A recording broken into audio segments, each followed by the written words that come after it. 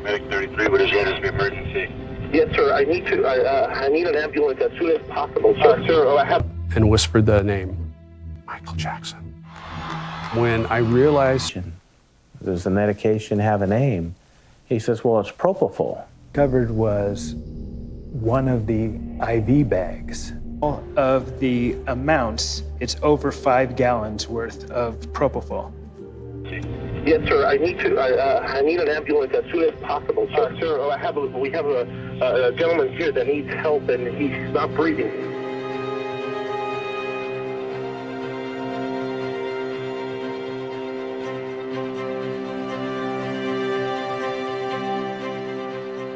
You're talking about Michael Jackson here. It was absolutely huge. On June 25, 2009, a frantic call reached Los Angeles emergency dispatchers. A 50-year-old male was unresponsive on a bedroom floor, not breathing, while a personal physician attempted manual chest compressions. When paramedics walked into the room, they did not expect to find the king of pop. What initially appeared to be a tragic medical emergency quickly shifted into one of the most high-stakes death investigations in modern Hollywood history. room, opulent room with medical equipment in it, I realized there's something unusual here. What 50-year-old male would be laying in bed at noon with medical equipment? We're not looking at the patient at that moment, until my partner did. He looked up and whispered the name, Michael Jackson. When I realized who it was, I was surprised. We had no idea he was there. None of us had any idea who was living in our neighborhood. Did anybody witness what happened? No, just the doctor, sir. Paramedics immediately noticed glaring red flags. It was midday, yet the room was sweltering hot from a roaring fireplace, and sophisticated medical hardware surrounded a standard residential bed. The personal doctor on scene claimed the victim had just stopped breathing moments earlier. However, physical evidence suggested considerable time had elapsed before anyone picked up a phone to call 911. When we came outside, that's when we became aware of a very large presence. We were trying to back out on the street only to be hindered by many cameramen putting their lenses against the glass windows of the moving ambulance. As the ambulance pulled away, photojournalists slammed camera lenses directly against the glass side windows.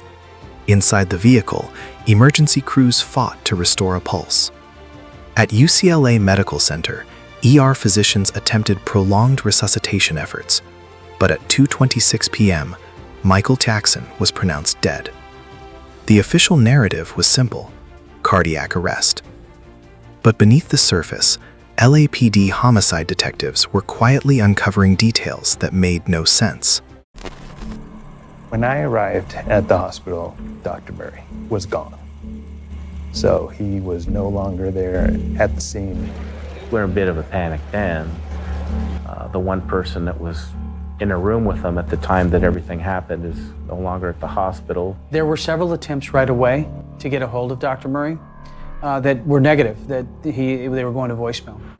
When lead detectives arrived at the hospital, the key witness, Michael's personal physician, Dr. Conrad Murray, was gone. His sudden departure forced detectives into immediate action. Initially, investigators treated the case as a routine death investigation, expecting to find a natural pre-existing medical condition. But when they stepped inside Jackson's private quarters at Carolwood, the scene told a very different story. There's a fireplace in the room and it was roaring. So the room was very hot.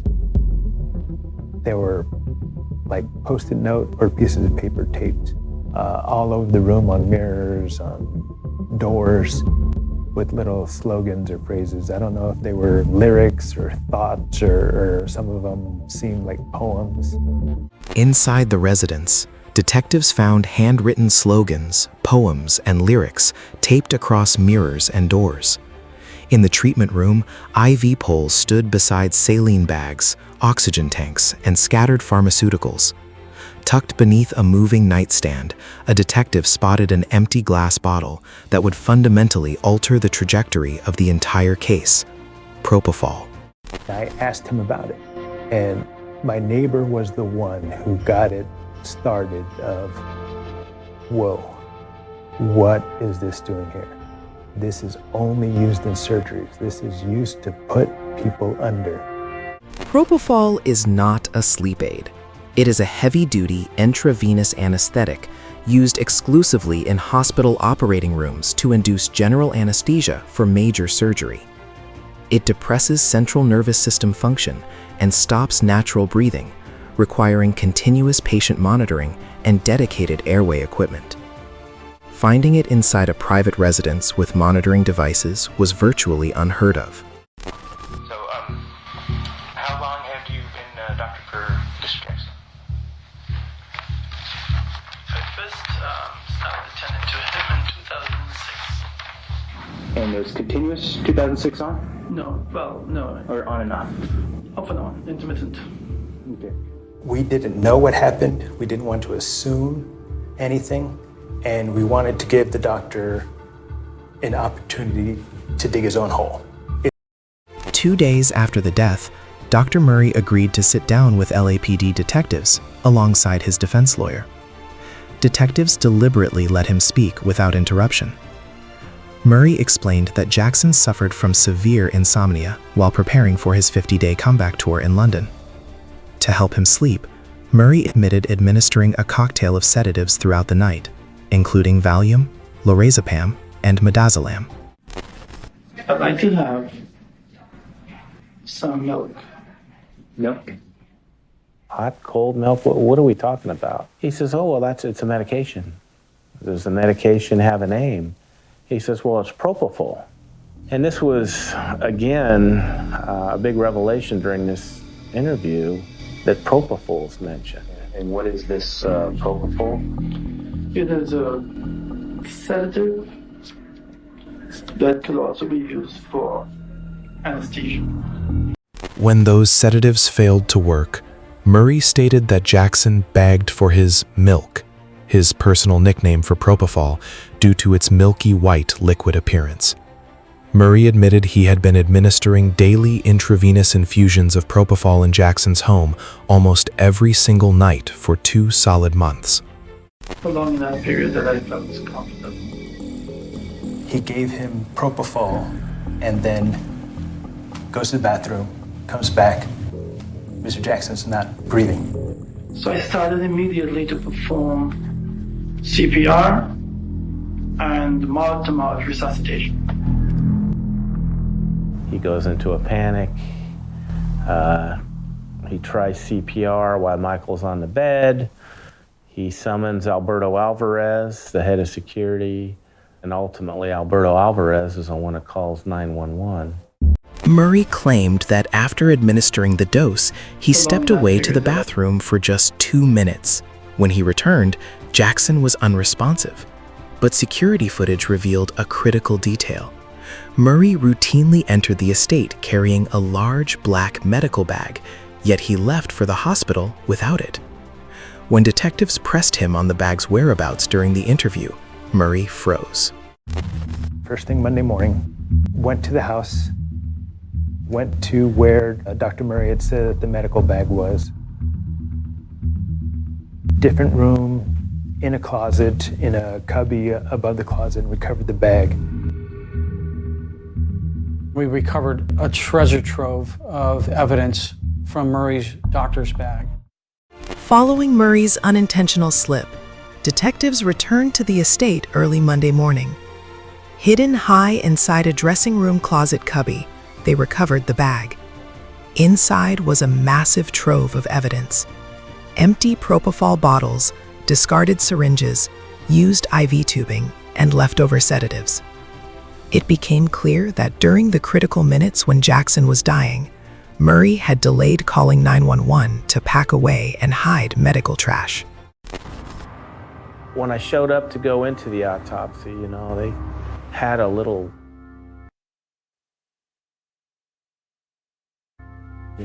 cover over the window, and they're looking to make sure it's just me and no one else is around, and they open the door and they usher me in right away and close the door and lock it. And I'm like, oh my gosh, we're in a controlled environment. This is your office. This is a coroner's office. What's the problem? At the Los Angeles County Coroner's Office, deputy medical examiners conducted a meticulous 5-hour autopsy. While the external examination confirmed Jackson was physically capable of performing his tour, toxicology results took weeks to process. When the reports finally arrived, they confirmed acute propofol intoxication, equivalent to the levels used during major surgical operations. The coroner officialized the cause of death: homicide. Used the restroom without having to get out of bed.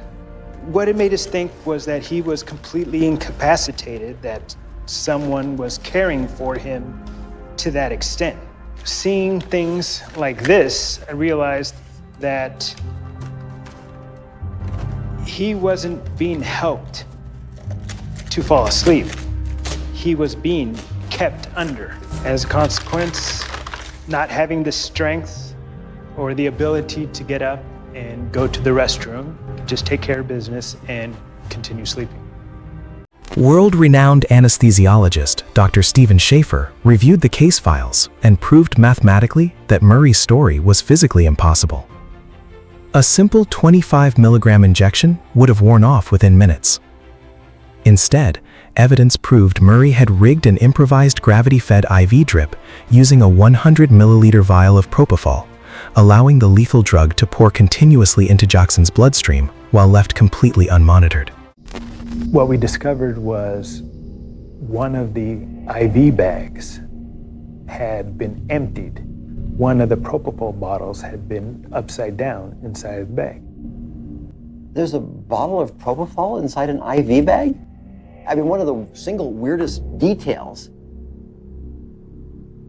Investigators discovered one of the single stranger details of the entire crime scene. Murray had sliced open a plastic saline bag and stuffed the glass bottle of Propofol upside down inside it. This crude setup allowed the drug to hang on the IV pole while simultaneously hiding the drug's label from anyone who walked into the room. They had missed behind one of the bookcases. So behind one of the bookcases, we found a receipt for a pharmacy. That led us to the Propofol. While executing a search warrant at the home of Murray's girlfriend, detectives uncovered a single pharmacy receipt hidden behind a bookcase. That receipt led investigators directly to a specialized pharmacy in Las Vegas. Shipping manifests proved that over the course of 2.5 months, Murray had ordered over 4 full cases of Propofol, totaling more than 5 gallons of surgical anesthetic, shipped directly to his girlfriend's residential apartment. This was the contract as we first found it. The agreement between Dr. Murray, AEG, and Mr. Jackson. The producer shall remit payment to Dr. Murray in the amount of $150,000 per month. So this is where the money came into it. Financial records revealed Murray was in severe financial distress, facing looming foreclosure on his home and unpaid child support obligations across multiple states. His $150,000 a month contract for Jackson's tour offered a way out. To protect that lucrative income, Murray surrendered his professional medical judgment, repeatedly administering dangerous surgical drugs in an unmonitored home environment. Look at Murray's phone records. That was a big, huge piece. We could see Murray on his phone at certain times. He left this vulnerable man filled with Valium and midazolam and lorazepam and Propofol with no medical monitoring equipment, no necessary resuscitative equipment. He left him. Phone records exposed Murray's complete neglect during the crucial hours. Instead of monitoring his sedated patient, Murray spent over 45 minutes sending personal emails and making phone calls. It was during one of these personal calls that he suddenly noticed Jackson had stopped breathing. Rather than immediately calling 911, Murray spent up to 25 minutes gathering spent vials and hiding medical evidence before security was ever instructed to call for help. We, the jury in the above entitled action, find the defendant, Conrad Robert Murray, guilty of the crime of involuntary manslaughter.